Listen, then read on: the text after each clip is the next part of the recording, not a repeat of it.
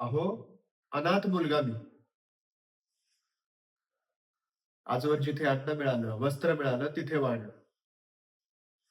आमच्या आचार्यांच्या आश्रमात वाढलो. आचार्यांनी म्हटलं प्रार्थना कर, की प्रार्थना करायची. सूत काढ म्हटलं, की सूत काढायचं. रस्ते झाड म्हटलं, की रस्ते झाडायचे. हे असं का? असं केल्याने काय होतं हे कधी विचारलं नाही. असं का? आज तुमच्या बुद्धिबळाने उत्तर दिलंय मला. घोडा 2.5 पावलं चालतो. उंट तिरका चालतो. हत्ती सरळ चालतो. हे असे का चालतात हे त्यांनी विचारायचं नसतं. अहं, सोंगट्या आहेत त्या.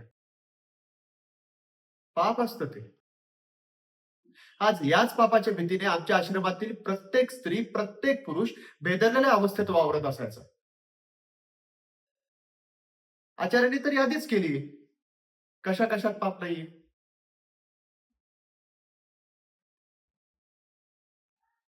मला आठवतं मी लहानपणी प्राथमिक शाळेत असेल. एक 7-8 वर्षाचा असेल. माझ्या मित्राने दुपारच्या जेवणासाठी डब्यात कांद्याची भजी आणली होती. मला ती खूप आवडली.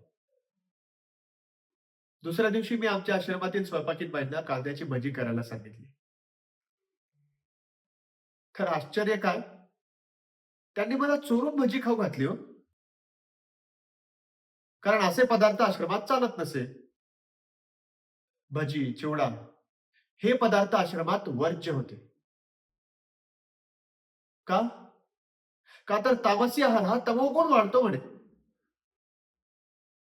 अहो, मी शाळकरी मुलगा.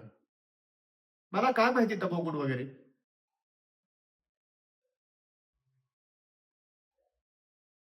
दुसऱ्या दिवशी आमच्या आश्रमातल्या मंडळींनी सांगितलं आचार्यांना, मी भजी खाल्ली म्हणून. 3 दिवस. 3 दिवस आमच्या आश्रमातल्या मंडळींनी माझ्याशी मौन धरलं. मला आतून वाटत होतं, की हे लोक मला मारत का नाही? सगळे गप्प.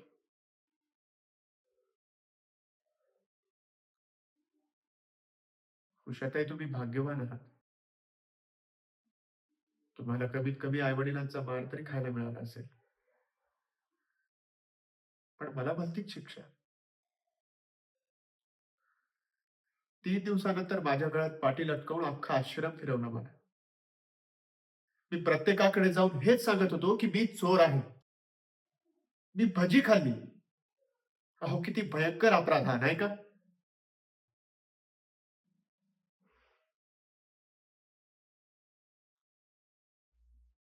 शाळेतली मुलं माझ्यासमोर खेळायची, नाचायची, गायची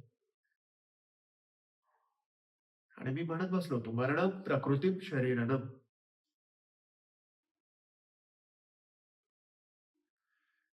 एका लहान मुलाच्या तोंडी किती सुंदर वाटतं ना हे तत्वज्ञान. तुम्हाला वाटत असेल हा कसा काय राहिला त्या आश्रमात? पण दुसरं काय करणार होतो मी? कोरांटी कुंपणावर वाढते ना तसा वाढलो त्या आश्रमात मी. माझे बाबा तुरुंगातच वाढले आणि लोकांनीही तेच सांगितलं मला, "तू क्रांतिकारकाचा मुलगा आहेस." एका गवयाच्या मुलाने सुरात गायचं अशी जशी लोकांची अपेक्षा असते ना, तशी एका क्रांतिकारकाच्या मुलाने आयुष्यभर देशासाठी जगायचं आणि नंतर मरून जायचं. या लोकांच्या अपेक्षेला बांधलो गेलो मी. काय करू? तू क्रांतिकारकाचा मुलगा आहेस. तू आयुष्यभर देशासाठीच जगायचंस. तू लग्न करायचं नाहीस. अहं, तुला परवानगी नाही. संसार? छे छे. अरे संसार कसला? तू क्रांतिकारकाचा मुलगा आहेस.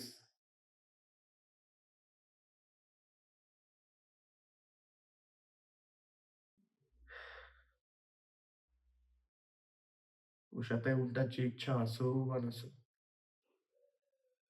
त्याने तिरकत चालायचं.